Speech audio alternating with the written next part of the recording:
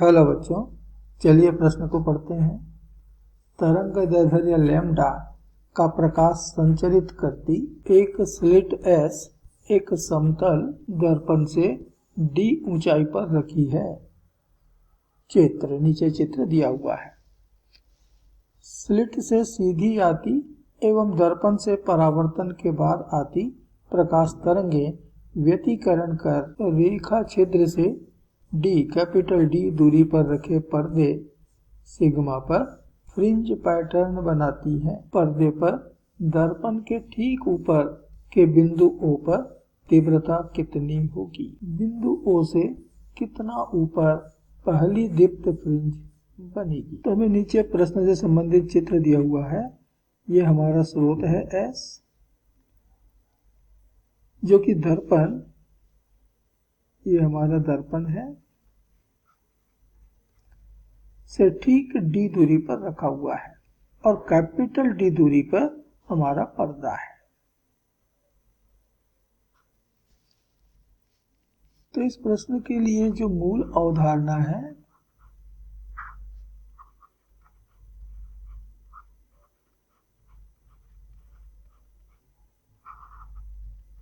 वह है प्रकाश तरंगों का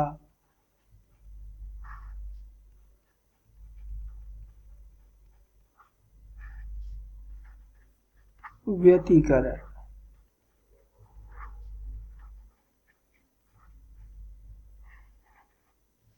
तो हमें व्यतिकरण, तरंगों के व्यतिकरण हमें ज्ञात है कि समकोशी व्यतिकरण के लिए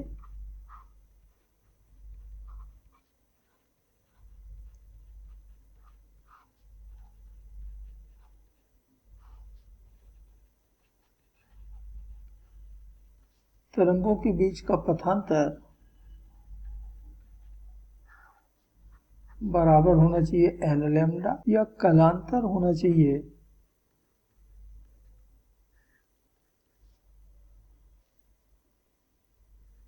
n गुणित 2 पाई। यहाँ n एक पूर्णांक है। इसी प्रकार विनाशी व्यतिकरण के लिए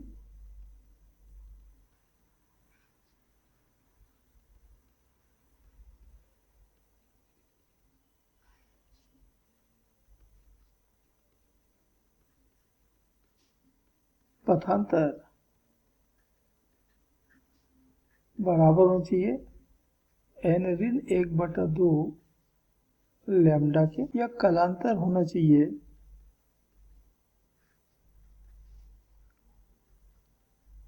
टू n + 1 पाई। तो दिया गया प्रश्न इसी अवधारणा पर आधारित है। तो स्रोत S से एक तो सीधी प्रकाश पर्दे के किसी बिंदु P पर आपतित हो रहा है, और ये जो परावर्तित प्रकाश है ये हमें ऐसा प्रतीत हो रहा है कि यहाँ से आ रहा है। ये हमारे स्रोत S का प्रतिबिंब हो गया, और इसकी भी दर्पण से दूरी d ही होगी, और इसलिए दोनों स्लिटों के बीच की जो दूरी है वो यहाँ पर 2d के बराबर हो जाएगा। तो स्लिटों के बीच की दूरी बराबर हो गया 2d। अब हम दिए गए प्रश्न के भाग ए में आते हैं। ए में कहा गया है कि बिंदु O पर, दर्पण के ठीक ऊपर के बिंदु O पर इन दोनों स्लिटों अर्थात S और S' से आने वाली तरंगे जो व्यतिकरण उत्पन्न करेंगे वो कैसा होगा? दीप्त फ्रिंज बनेगा कि अदीप्त फ्रिंज बनेगा? तो हम देख रहे हैं कि बिंदु O की S या S' से दूरी तो समान है,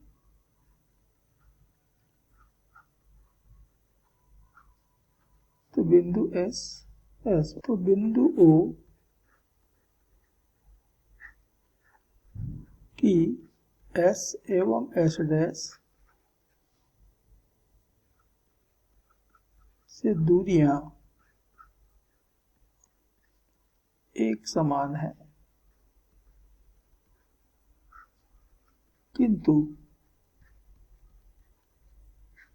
S' से आने वाली प्रकाश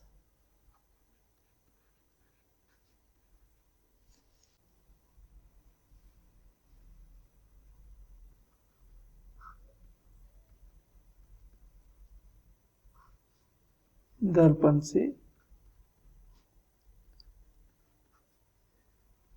परावर्तन के बाद आ रही है।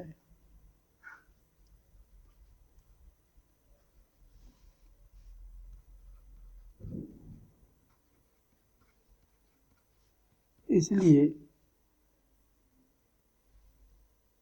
कालांतर में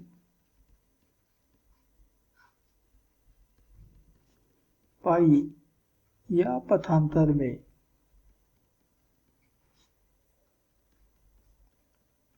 λ/2 की वृद्धि होती है।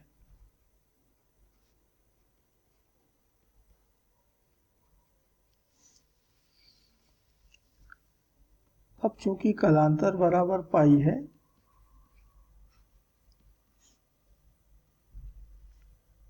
इसलिए विनाशी व्यतिकरण होगा।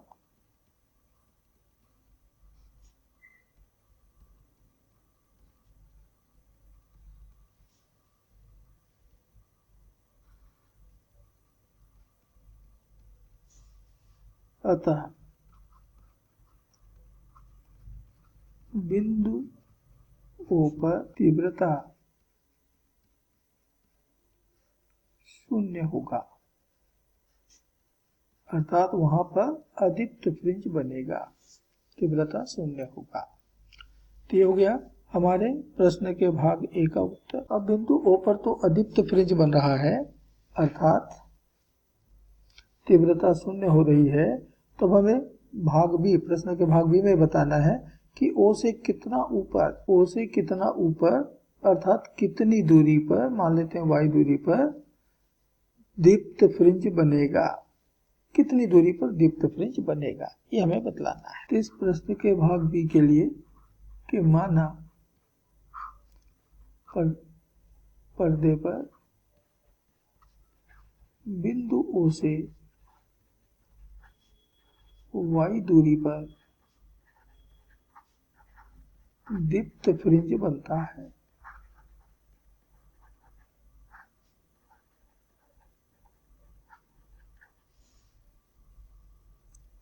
तो y दूरी पर तरंगों के बीच का पथांतर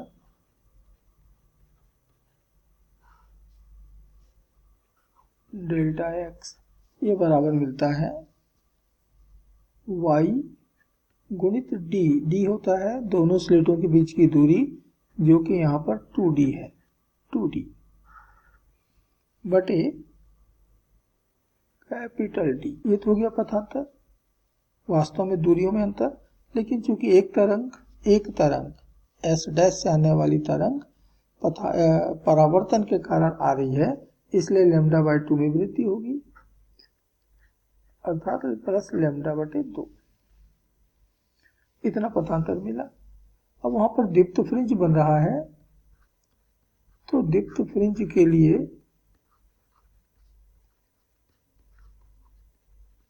पथांतर डेल्टा x बराबर होना चाहिए n लैम्डा। तो प्रथम दीप्त फ्रिंज के लिए